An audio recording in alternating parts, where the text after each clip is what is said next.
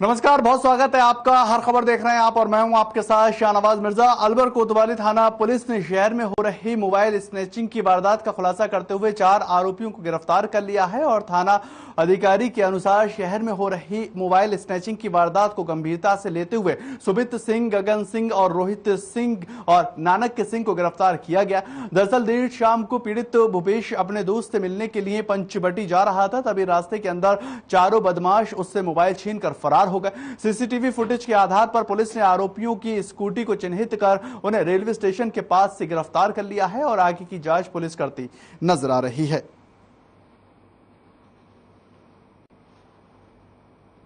ये अलवर की आपको खबर बता रहे हैं जहां पर पुलिस को एक बड़ी कामयाबी मिली है और मोबाइल स्नैचिंग की वारदात का ये खुलासा पुलिस ने कर दिया। 4 आरोपियों को पुलिस इस चोरी में गिरफ्तार कर चुकी है और आगे की तफ्तीश कर रही है कि आखिर कहां कहां और कितने बड़े पैमाने पर इस तरह की घटना को ये तमाम लोग और इनका गिरोह जो है वो अंजाम दिया करता था।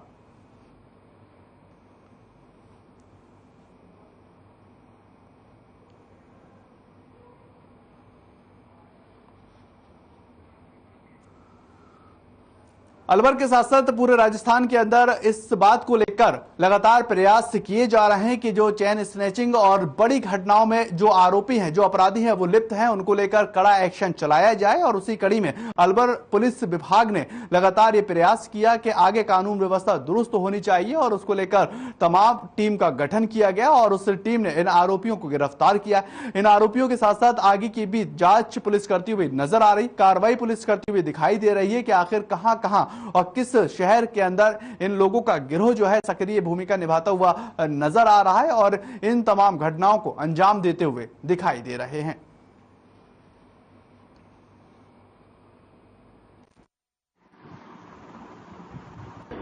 एक लड़का जिसका नाम भूपेश अपने मित्र से मिलने के लिए पंचवटी कॉलोनी में गया, जहां पर स्कूटी पर 4 लड़के बैठकर आए, उसका मोबाइल छीन कर ले गए, जिसके पिताजी नरेंद्र यादव ने मुकदमा दर्ज करवाया 392 IPC, जिसकी तफ्तीश माने एसआई बाबूलाल को दी गई।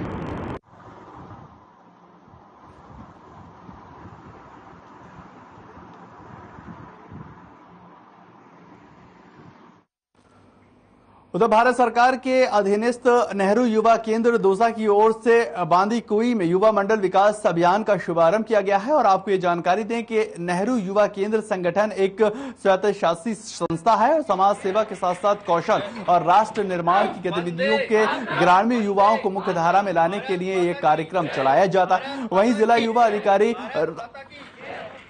राकेश एलोरिया ने बताया है कि बांदीकुई ब्लॉक में राष्ट्रीय युवा स्वयं सेवक कुंती जरवाल और मीना गुर्जर के नेतृत्व में 10 युवाओं की टीम बनाई गई है, जो बांदीकुई ब्लॉक के अंदर 75 गांवों में ग्रामीण युवाओं से व्यक्तिगत रूप से संपर्क करेगी। इस दौरान राष्ट्रीय युवा स्वयं सेवक अशोक कोवाल ने युवाओं का उत्साह बढ़ाते हुए युवाओं को नेहरू युवा केंद्र की गतिविधियों से अवगत कराया और यूथ क्लब के साथ साथ महिला मंडल के माध्यम से जोड़कर लाभ प्राप्त करने और ग्रामीण से इस कार्य के अंदर सहयोग करने की अपील भी की गई है। भारत माता की जय, भारत माता की जय, भारत माता की जय, वंदे मातरम, वंदे मातरम, भारत माता की जय, भारत माता की जय, भारत माता की। उधर खबर सादुलपुर के वार्ड 18 से है, जहां पर रहने वाले एक दिव्यांग व्यक्ति की अज्ञात व्यक्तियों की ओर से धारदार हथियारों से निर्मम हत्या कर देने का मामला निकलकर सामने आ रहा है और सूचना के बाद थाना अधिकारी मौके पर पहुंचे और घटनास्थल का निरीक्षण करते हुए नजर आए। डीसीपी ब्रिज मोहन सवाहला ने यह बताया है कि वार्ड नंबर 18 के रेलवे फाटक के नजदीक एक अज्ञात व्यक्ति के मकान में घुसकर धारदार हथियार से उसकी निर्मम हत्या कर दी गई थी और घटना के बाद पुलिस ने मौके पर पहुंचकर आगे की जांच और तफ्तीश करती हुई नजर आई। इस हत्या को देखकर वो भी दंग रह गई और पुलिस मामले की जांच में जुटी हुई है।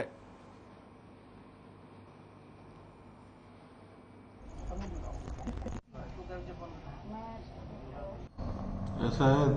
लोको कॉलोनी की क्या दुर्गा कॉलोनी में एक विजय बड़सरा नाम के व्यक्ति थे, जो एक हाथ और पैर से अपंग है, तो उसकी सिर पर धारदार हथियार से चोट कारित करके हत्या कर दी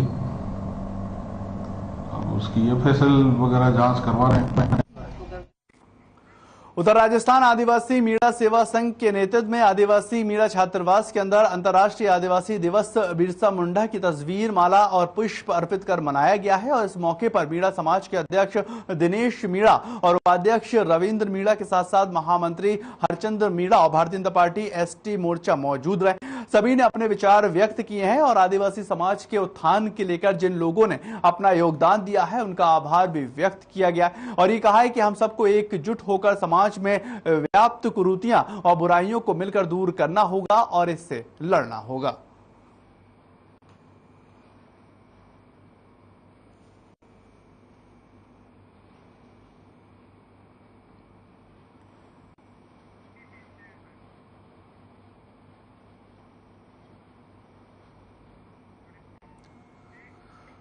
खबर चित्तौड़गढ़ से है, जहां पर जिला मुख्यालय के अंदर विश्व आदिवासी दिवस के अवसर के ऊपर आदिवासी भील समाज के लोगों ने हाथों के अंदर तलवार और प्राचीन तीर कमान को लेकर एक विशाल रैली निकालकर समाज के लोगों ने सरकार को उनके अधिकार दिलाने के लिए आग्रह किया है। और इसके बाद में ये जानकारी दी गई है कि भील समाज के अग्रणी नेता गोपाल भील ने बताया कि जल, जंगल और जमीन भील समाज की ही देन है और भील समाज के लोगों ने पर्यावरण की रक्षा के लिए कई बड़ी लड़ाइयां भी लड़ी। उन्होंने आगे यह भी बताया कि विश्व आदिवासी दिवस आने वाले भावी पीढ़ियों को होगा और हमारे इतिहास के बारे में जानकारी देने का एक बहुत बड़ा माध्यम भी होने वाला है।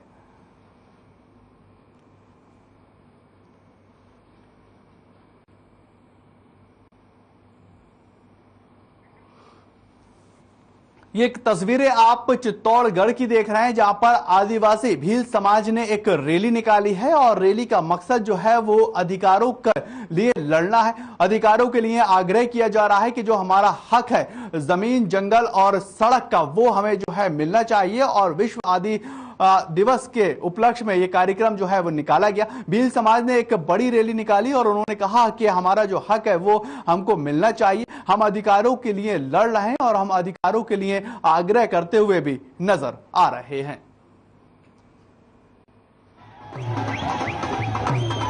दिवस हमारे जल, जंगल, जमीन के तहत है और हम ये चाहते हैं कि भी जो हमारे पुरखे हैं, जिन लोगों ने पर्यावरण, जल संरक्षण सब किया, जल, जंगल, जमीन के लिए लड़ाई लड़ी और हम ये चाहते हैं कि आने वाली जो भावी पीढ़ी उनको भी पता पड़े हमारा इतिहास क्या है और हमारे लोगों की कितना बलिदान दिया है। हम ये चाहते हैं कि भी आने वाले भविष्य में आज की जो परिस्थितियां हैं, 21वीं सदी के लोग बात करते हैं, लेकिन जो आदिवासी समाज आज भी काफी पिछड़ा वर्ग में पिछड़ा है। लेकिन जो सरकार की जो जितने भी योजनाएं हैं, लेकिन आज तक धरातल पर लागू नहीं। और हम ये चाहते हैं कि हमारे लोग संवैधानिक हक अधिकारों के प्रति जागरूक हो और अपने लोगों को अपना संवैधानिक हक अधिकार मिले।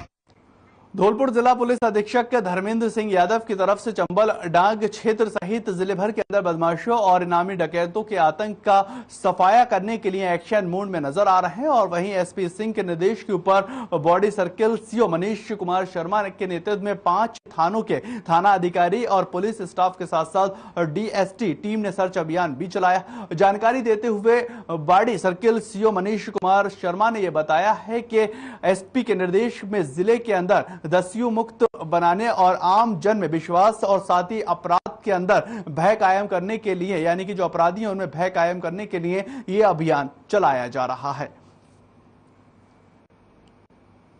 धौलपुर की ये आपको खबर बता रहे हैं, जहां पर बदमाशों के खिलाफ जो है वो पुलिस का एक बड़ा अभियान चलाया जा रहा है और पुलिस के अंदर भय जो है, पुलिस का जो भय है, कानून व्यवस्था का जो भय है, वो अपराधियों के अंदर होना चाहिए। सर्च अभियान की जो है वो शुरुआत हो चुकी है और जहां पर भी जो क्रिमिनल सोच के लोग हैं और जो क्राइम करते हैं उनको अब एक पुलिस के चंगुल से नहीं बच पाएंगे। और एक्शन मोड में एसपी धर्मेंद्र सिंह आते हुए दिखाई दिए। उनके सामने कई टीमों का गठन किया गया और साथ ही साथ सर्च अभियान की शुरुआत भी धौलपुर के अंदर की जा चुकी है।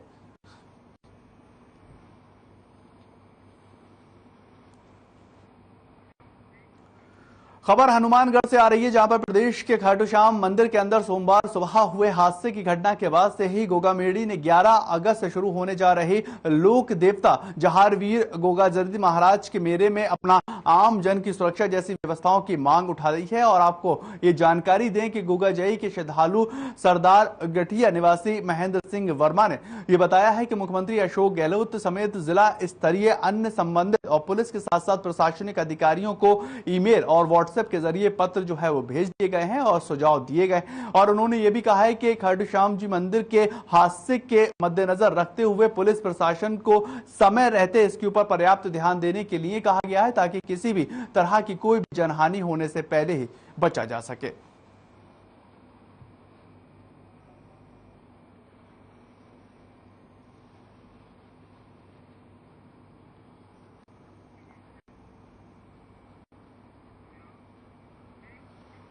हनुमानगढ़ में आजादी के अमृत महोत्सव के अंतर्गत शांति और अहिंसा निदेशालय के निर्देश अनुसार सोमवार को जिले भर के अंदर सर्वधर्म प्रार्थना सभा और तिरंगा यात्रा का आयोजन किया गया है और जिला मुख्यालय और सभी ब्लॉक मुख्यालय पर यह किया गया। आपको बताएं कि जिला स्तरीय कार्यक्रम कलेक्टर परिसर में आयोजित किया गया है और इसमें सर्वधर्म प्रार्थना सभा के बाद तिरंगा यात्रा का आयोजन हुआ। कलेक्टर परिसर से परशुराम चौक और लाल चौक होते हुए अंबेडकर चौक तक ये किया गया और इस बीच सर्वधर्म प्रार्थना सभा के अंतर्गत हिंदू, मुस्लिम, सिख और ईसाई धर्म प्रतिनिधियों शामिल हुए। सर्वधर्म प्रार्थना कर पूरे विश्व के अंदर शांति और सांप्रदायिक सौहार्द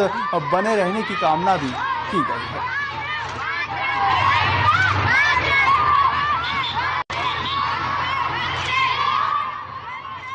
ये हनुमानगढ़ की आप तस्वीरें देख रहे हैं जहां पर विश्व में शांति की कामना हो, इस तरह की जो है वो तिरंगा यात्रा निकाली गई है और हर घर तिरंगा यात्रा का आयोजन किया गया। देश 75 में आजादी का अमृत महोत्सव मनाता हुआ नजर आ रहा है और तस्वीरें हर शहर, हर गांव, हर कस्बे से एक से ही निकलकर सामने आ रही। इस बार युवा पीढ़ी और बच्चे इसमें ज्यादा रुझान लेते हुए नजर आ रहे हैं और सरकार का और प्रशासनिक अधिकारियों का भी यही महत्व है कि जो हमारे आने वाली पीढ़ी है वो इसका महत्व समझे और आजादी हमें कैसे मिली है इसकी जानकारी उन तक होनी चाहिए। आपको बताएं कि पीएम नरेंद्र मोदी के आह्वान के लेकर 13 अगस्त से लेकर 15 अगस्त के बीच में पूरे देश के अंदर हर घर तिरंगा अभियान योजना जो है वो चलाई जा रही है और उसके तहत हर घर तिरंगा जो होना चाहिए उसको लेकर प्रशासनिक अधिकारी प्रयास कर रहे हैं कि हर घर तक तिरंगा इस बार पहुंचना चाहिए। उसी कड़ी में हनुमानगढ़ की ये तस्वीरें आप देख रहे हैं जहां पर छोटे छोटे बच्चे जो हैं वो हाथों में तिरंगा लेकर रैली निकाल रहे हैं और लोगों को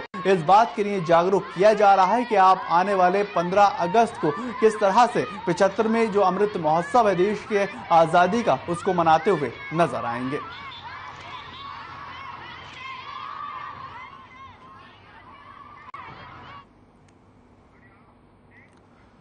खबर अजीतगढ़ से है जहां पर प्रसिद्ध धार्मिक स्थल कौशल्य दास महाराज मंदिर में 4 दिवसीय झूला महोत्सव का शुभारंभ किया गया है और झूला महोत्सव में मंदिर के महाराज श्री अनुग्रह दास बिहारी के सानिध्य में भगवान ठाकुर जी को झूला झुलाया गया है और साथ ही झूला महोत्सव में श्रद्धालुओं ने भगवान ठाकुर जी महाराज को धूप लगाकर आशीर्वाद लिया। वहीं पर झूला महोत्सव के कलाकारों ने एक से एक बढ़कर एक भजनों को प्रस्तुत किया है और श्रद्धालुओं का मंत्र मुग्ध करते हुए नजर आए। झूला महोत्सव के अंदर भगवान ठाकुर जी की झांकी सजाई गई है और साथ ही भगवान ठाकुर जी के भोग लगाकर श्रद्धालुओं को प्रसादी वितरित भी की गई है।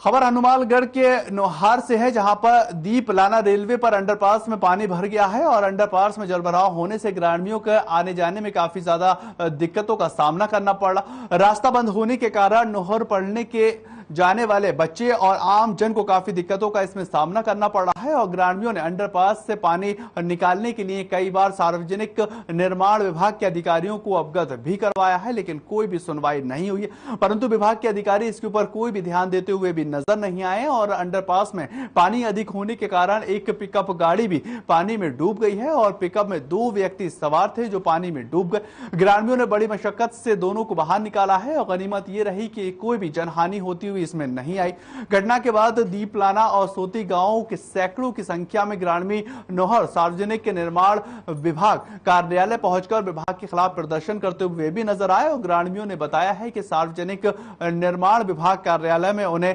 कोई अधिकारी भी नहीं मिला और सारे अधिकारी कार्यालय से नदारद दिखाई दिए हैं।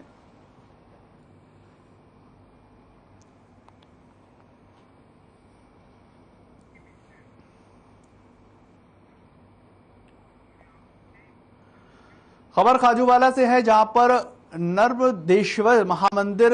महादेव मंदिर के सावन के अंतिम सोमवार को केलों से महाअभिषेक किया गया है और मौके पर सावन के अंतिम सोमवार को महिलाओं ने शिव भोले का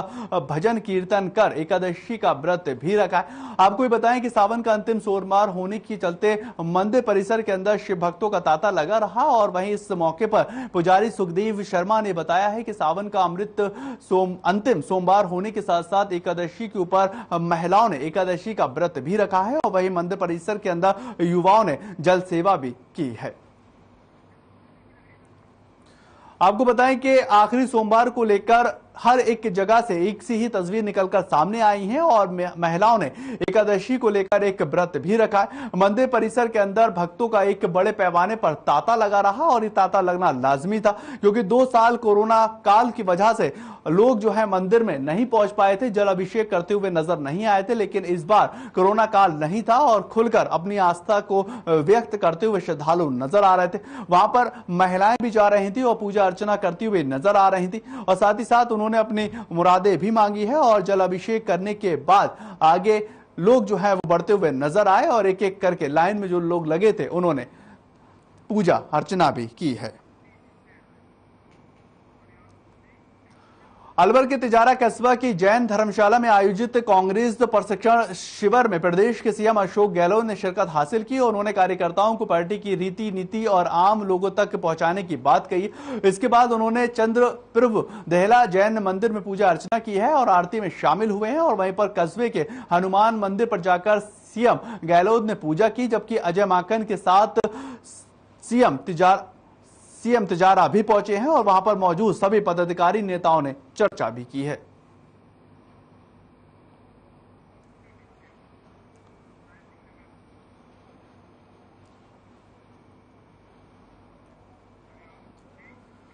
पूरे प्रदेश भर के अंदर आजादी के 75वीं वर्षगांठ के उपलक्ष्य में हर घर तिरंगा लहराया जाएगा। तो वहीं पर कांग्रेस पार्टी के कार्यकर्ताओं और पदाधिकारियों की ओर से प्रदेश के प्रत्येक जिलों के अंदर तिरंगा लहराकर कांग्रेस पदाधिकारियों की ओर से आजादी की गौरव यात्रा भी निकाली जा रही। वहीं राय सिंह नगर में पंचायत समिति प्रधान सुनीता और वीरेंद्र गोदारा और पूर्व विधायक सोना देवी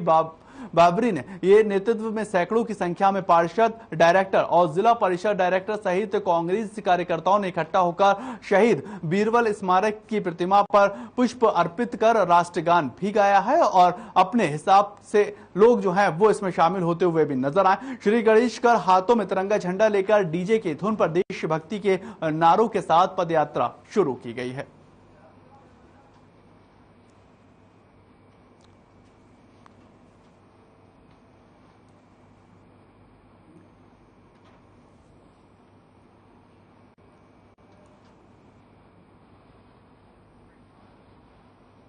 आज़ादी के 75वीं वर्षगांठ पर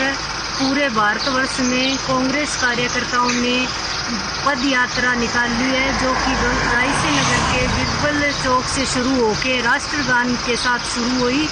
और दसिंगपुर तक की यात्रा आज तय करेंगे। उसके बाद 14 अगस्त तक गंगानगर पहुंचेंगे और 15 अगस्त को गंगानगर में ध्वजारोहण के साथ श्री गणेश किया जाएगा। मैं अपने सभी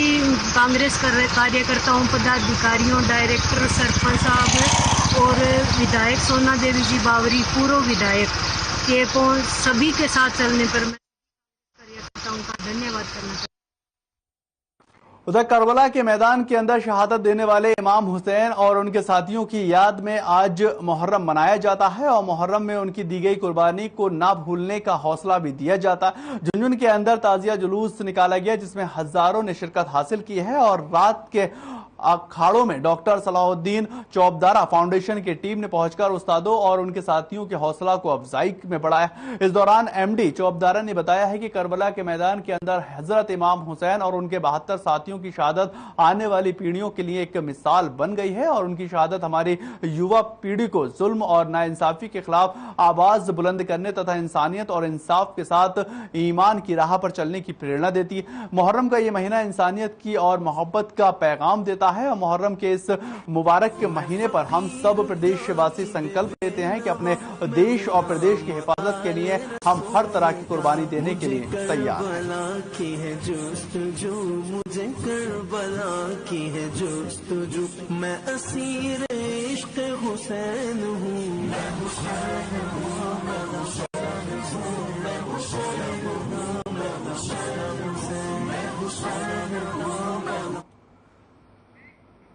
तो वहीं मुहर्रम पर लक्ष्मणगढ़ के अंदर भी ताजिया जुलूस निकालकर मुस्लिम भाइयों ने हजरत इमाम हुसैन की शहादत को याद किया है और इस दौरान अखाड़े के अंदर लोगों ने अपनी वीरता का जौहर भी दिखाया। वहीं अखाड़े में छोटे छोटे बच्चों से लेकर युवकों ने एक से एक बढ़ के करतब भी दिखाया है, जिसे देखने के लिए लोगों का हुजूम वहां पर इकट्ठा हुआ। वहां पर जाकर मकसूद अली के अनुसार मुहर्रम गम का त्योहार माना जाता है और इसके अनुसार गरीबों को खिदमत और जरूरतमंदों की मदद इसमें की जाती है और ये पर्व जो है वो मूल मकसद इसका यही बताता है।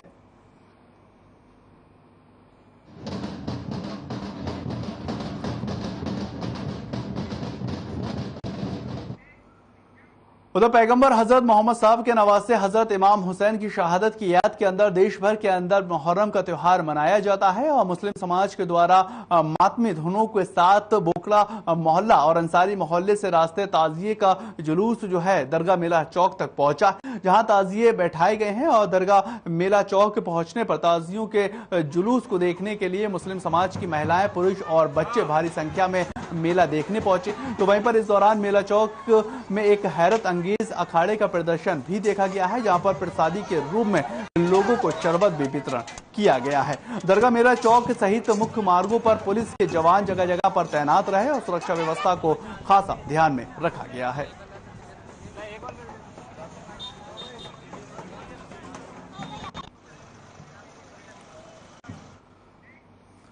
उधर कोटली उपखंड क्षेत्र के अंदर पारौली मुख्यालय में भारतीय जनता पार्टी की ओर से तिरंगा यात्रा निकाली गई है। तिरंगा यात्रा पारौली कस्बे के बस स्टैंड के पंडित दीनदयाल चौराहे पर थी और दीनदयाल की प्रतिमा पर माल्यार्पण कर कस्बे के कई रास्तों से होती हुई बस स्टैंड पहुंची। इस तिरंगा यात्रा को भीलवाड़ा भारतीय जनता पार्टी जिला अध्यक्ष लादूलाल तेली और जिला प्रमुख बरजी देवी के साथ साथ जहाजपुर के साथ गोपीचंद्र मीणा सहित सैकड़ों भारतीय जनता पार्टी के कार्यकर्ता इसमें शामिल हुए हैं।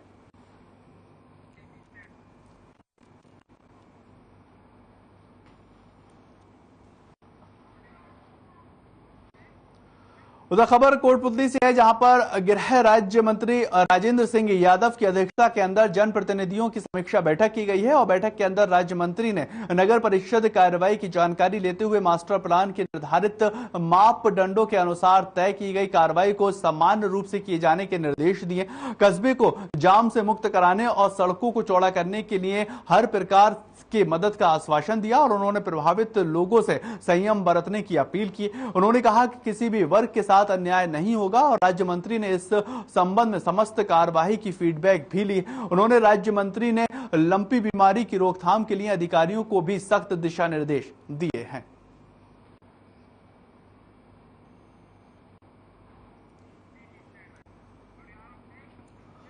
पालतू पशुओं के ऊपर एक खतरनाक बीमारी कहर बनती हुई नजर आ रही है और इसी बीच पाली जैसे ग्राम सियाट श्री राम गौशाला सेवा संस्था के अंदर डॉक्टर ओम प्रकाश पवार प्रभारी चिकित्सालय सियाट के आदेश अनुसार संस्था सियाट में पशुओं में लंपी बीमारी के टीकाकरण का कार्य शुरू किया जा चुका है, जिसमें पशु चिकित्सा सहायक मानक के चंद गर्ग और टीम की ओर से 270 पशुओं में टीकाकरण किया गया। वहीं इस बीच पशु चिकित्सा सहायक मानक के चंद गर्ग का ये कहा कि विभाग के आदेश के अनुसार बकाया पशुओं का टीकाकरण का कार्य भी रोक दिया गया है। ऐसे हैं कि जो इस गौशाला में वैक्सीन हो रही थी लंपी बीमारी के लिए, तो वो अभी विभागीय आदेश आने के बाद में हमने वैक्सीन बंद कर दी है। 217 पशुओं की वैक्सीन लग चुकी है और विभाग के आदेश आने के हिसाब से वैक्सीन हमने अभी बंद कर दी है। विभाग के आदेश है कि जिस एरिया में कोई भी पशु संक्रमित हो चुका है उसके 5 किलोमीटर दायरे में किसी प्रकार वैक्सीन नहीं की जाए, अतः हमने वैक्सीन बंद कर दी है।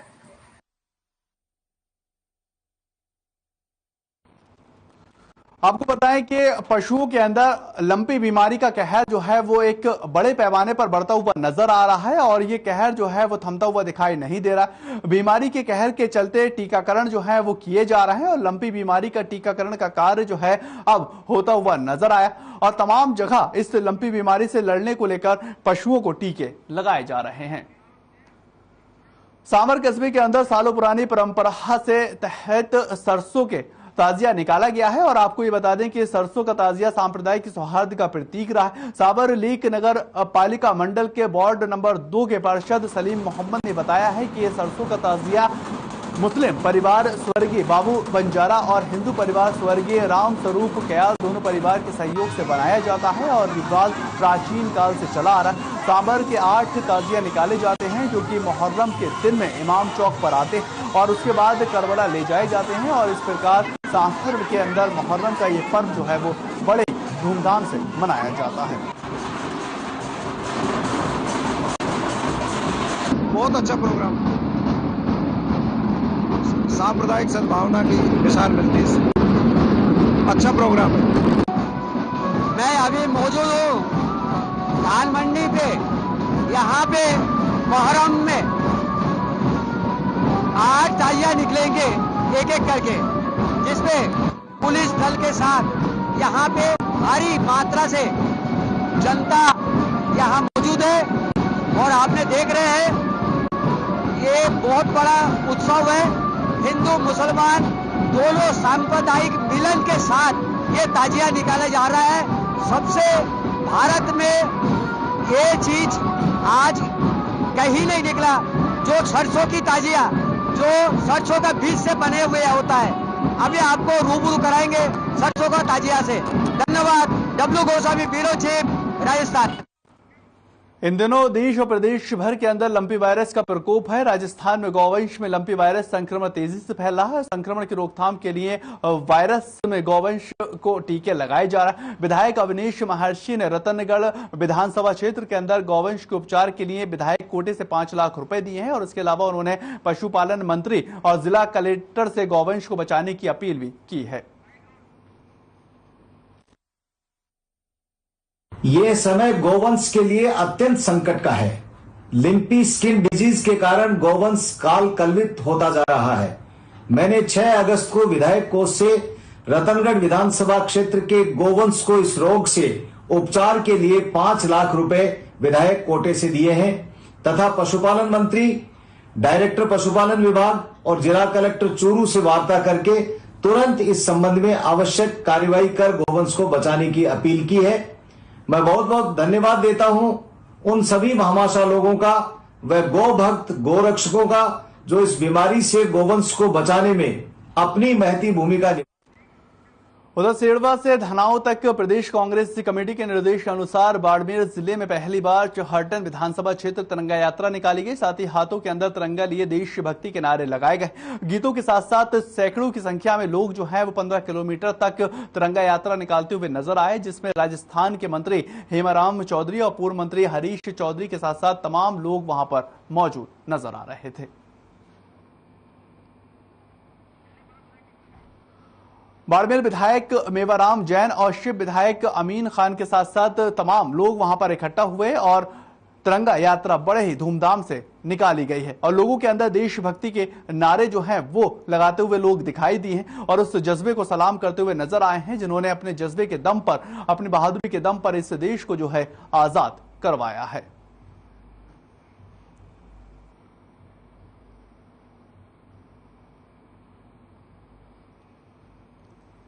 सैकड़ों की संख्या में लोग आपको दिखाई दे रहे हैं तिरंगा यात्रा निकालते हुए, क्योंकि इस बार 13 से 15 अगस्त के बीच में हर घर तिरंगा अभियान जो है वो निकाला जाएगा और उसको लेकर हर एक के देशवासी इस बार तिरंगा यात्रा निकालते हुए नजर आ रहा। 13 से 15 अगस्त के बीच में ये तिरंगा यात्रा निकाली जा रही है और इसको लेकर ये संदेश दिया जा रहा है कि 75वें अमृत महोत्सव जो आजादी का है उसको लेकर किस तरह से हम अपने देश की युवा पीढ़ी को एक मैसेज दे सकते हैं और उनको समझा सकते हैं कि जो हमारे देश की आजादी में योगदान देने वाले लोग थे, जो वीर लोग थे, जिनकी शहादत हुई है, उन्होंने कितनी शहादत इस देश को आजाद करने में दी है।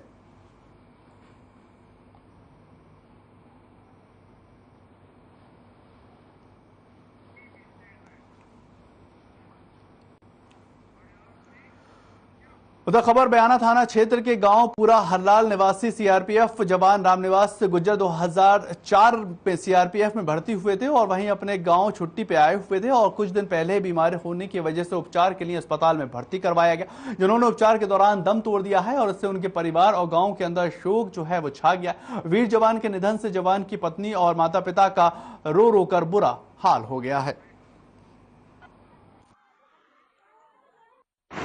जय हिंद। आज बड़े दुख के साथ में आपको सूचित किया जा रहा है कि हमारे बीच से